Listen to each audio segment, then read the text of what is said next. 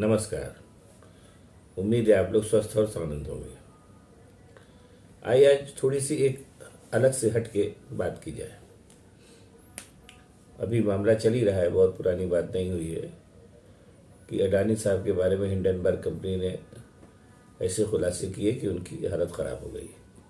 उनकी नेटवर्थ घट के बहुत नीचे चली गई और दुनिया की शीर्षस्थ मूल्य की सूची में भी वो काफ़ी नीचे चले गए। इसके लिए सारी की सारी जिम्मेदारी हिंडनबर्ग नाम की कंपनी पर डाली गई कि हिंडनबर्ग ने अगर ऐसा न किया होता, उनके बारे में खुलासे न किए होते तो वो काफ़ी अमीर थे। अमीर तो खैर वो अभी भी हैं।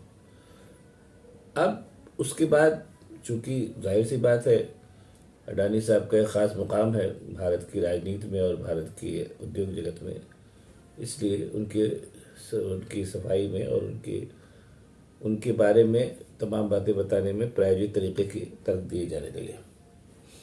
और वो ये तर्क ये था कि हिंडनबर्ग शॉर्ट सेलिंग कंपनी है, इसलिए उसने जानबूझ के ऐसा किया, या कि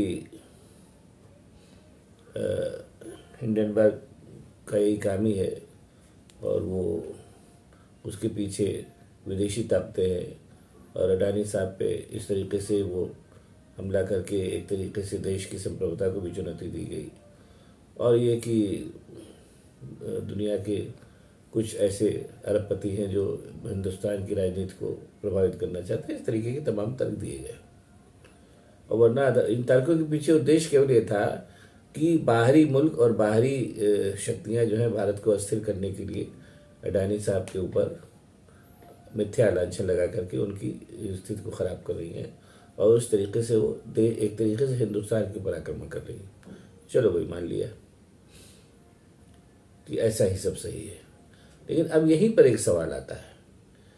उसी का मैं एक बात कहना चाह रहा हूँ कि अगर मान लीजिए सारे तर्क सही थे, मान लीजिए, हालांकि इन तर्कों में कोई जान नहीं थी, लेकिन मान लीजिए सारे तर्क सही थे, तो अगर उन कंपनियों को यही सब करना था या उन लोगों को सब यही करना था, या बाहरी ताकतें जो भारत को अस्थिर करना चाहती हैं इंडस्ट्रीज के माध्यम से उनको यही कहना था, तो अडानी से ज़्यादा बड़े जो तो थे वो टाटा थे। ये सब उनको आक्रमण टाटा के ऊपर करना चाहिए था, लेकिन ऐसा नहीं हुआ और ऐसा हो भी नहीं सकता था, इसलिए कि टाटा में और अडानी में बहुत मूलभूत फ़र्क है। अब ये फ़र्क कैसे, इसको समझाने के पहले मैं आपको कुछ बातें बताऊंगा। आपको जान के आश्चर्य होगा कि फिलहाल जो टाटा कंपनी को संभाल रहे हैं रतन टाटा जी, वो एकमात्र ऐसे इंडस्ट्रिस्ट है जिनको ब्रिटेन ने सर का खिताब दिया है। ब्रिटेन में सर का खिताब सबसे बड़ा माना जाता है और ब्रिटेन ने रतन टाटा साहब को सर का खिताब दिया, नंबर 1।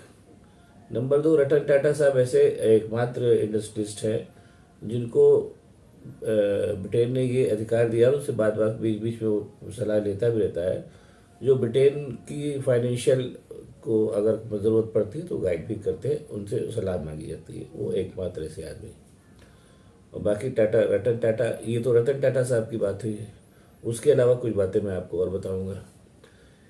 टाटा ग्रुप के जो फाउंडर थे जिन्होंने इसको स्थापित किया, जमशेदजी टाटा, उन्होंने अंग्रेज़ों के ज़माने में जब स्टील कंपनी लगानी चाहिए तो अंग्रेज़ों ने वो स्टील कंपनी न लगने पाए, इसके लिए उनको 11 साल तक परेशान किया, लेकिन जमशेदजी टाटा नहीं माने और उन्होंने स्टील की कंपनी लगाई।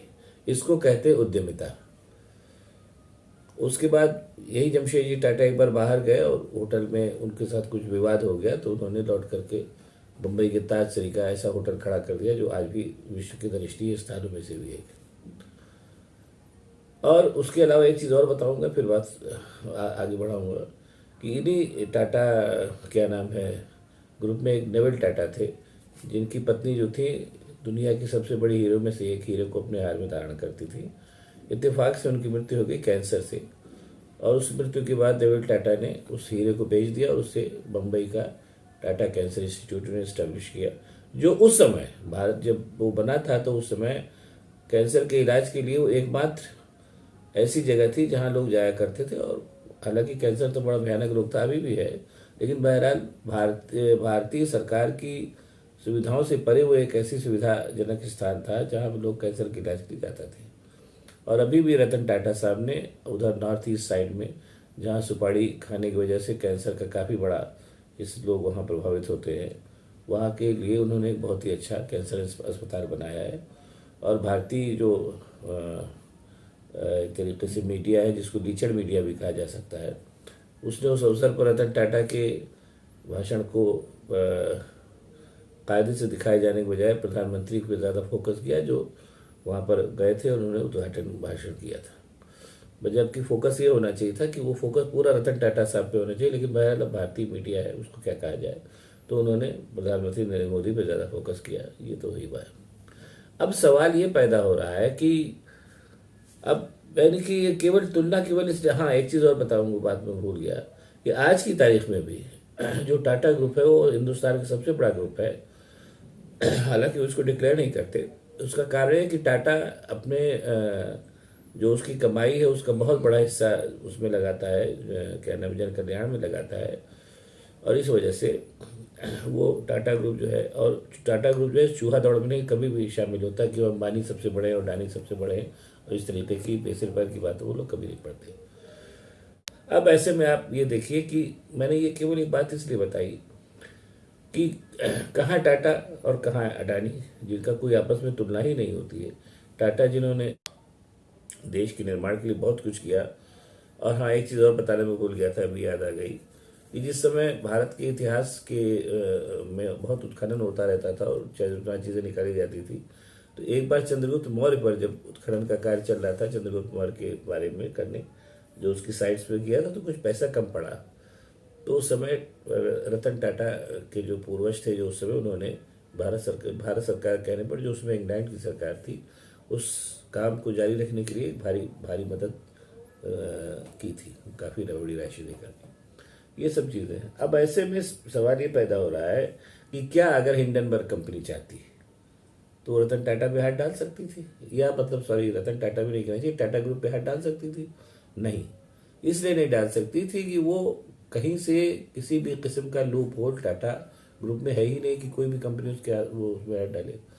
हिंडनबर्ग कंपनी ने अगर अडानी पे हाथ डाला तो जाहिर सी बात है, एक कहावत है कि अगर आग लगी है तो धुआं भी कहीं ना कहीं होगा।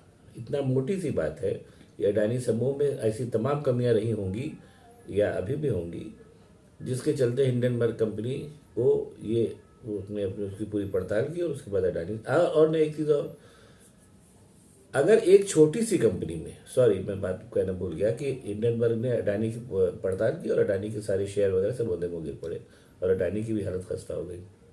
सवाल ये पैदा हो रहा है कि अगर एक 5 लोगों की छोटी सी कंपनी, अमेरिका की हिंडनबर्ग कंपनी ने एक रिपोर्ट जारी की और रिपोर्ट के जारी होते ही अडानी औंधे मुँह गिर पड़े, तो जाहिर सी बात है अडानी ग्रुप में ऐसी तमाम कमियां नहीं होंगी जिसके चलते अडानी से ज़्यादा कहीं ज़्यादा लोगों ने भरोसा हिंडनबर्ग पे किया। तो इसलिए मेरा ये कहना है कि ये सब बातें जो अडानी के फेवर में प्रायोजित तथ्य गढ़े गए हैं कि वो शॉर्ट सेलिंग कंपनी थी हिंडनबर्ग, और वो भारत के ऊपर एक तरीके से भारत की संप्रभुता का आक्रमण है, ऐसा कहीं कुछ नहीं है। अडानी ने सीधे सीधे मुनाफा कमाने के लिए उन चीज़ों का सहारा लिया जो एक तरीके से भारतीय तो नहीं कहेंगे, भारतीय तो खैर वो नहीं है, व्यापार जगत में भी उनकी उन चीज़ों की गणना अच्छे व्यापार के लिए नहीं की जाती है। वही अडानी ने किया और इसीलिए वो हिंडनबर्ग कंपनी के जद में आए। मोटी सी बात कुल इतनी है और इस बात को मान लेना चाहिए, और उसके लिए अडानी के फेवर में बिला वजह प्रायोजित तर्क नहीं देना चाहिए, मेरा ऐसा मानना है। अडानी में कमियां थी, इसीलिए हिंडनबर्ग कंपनी ने उनके ऊपर अपना शिकंजा कसा, या कह लीजिए उसने एक सिंपल सी रिपोर्ट की। और हाँ, एक बात मैं और कहूँगा, यही अडानी साहब है जो बात बात में उनके खिलाफ जब भी कुछ लिखा पड़ा जाता था तो मुकदमे करते थे, और इतनी ह्यूज राशि के मुकदमे करते थे, बड़ी राशि के, कि उसको देना जो भी उनके बारे में लिखता था संभव नहीं था, इसलिए धीरे धीरे उनके बारे में लिखा जाना बंद हो गया। अब यही अडानी साहब हैं, इनको चाहिए कि हिंडनबर्ग कंपनी के ऊपर मुकदमा करें, अंतर्राष्ट्रीय अदालत में भी मुकदमा कर सकते हैं, लेकिन वो ऐसा नहीं करेंगे। वो ऐसा इसलिए नहीं करेंगे कि कहीं ना कहीं अपनी कमियों के बारे में तो जानते ही होंगे। बात को सी है। बाकी रह गई बात उनके बारे में प्रायोजित तर्क गढ़ने की, तो भारत है, आप कुछ भी कर सकते हैं फिलहाल। और अब आपको अगर ये वीडियो पसंद आया तो इसको शेयर करिए, लाइक करिए, मेरे वीडियो को सब्सक्राइब करिए, ताकि मैं और भी ऐसे वीडियो आपको बना के दिखाता रह सकूँ। बहुत बहुत धन्यवाद, नमस्कार।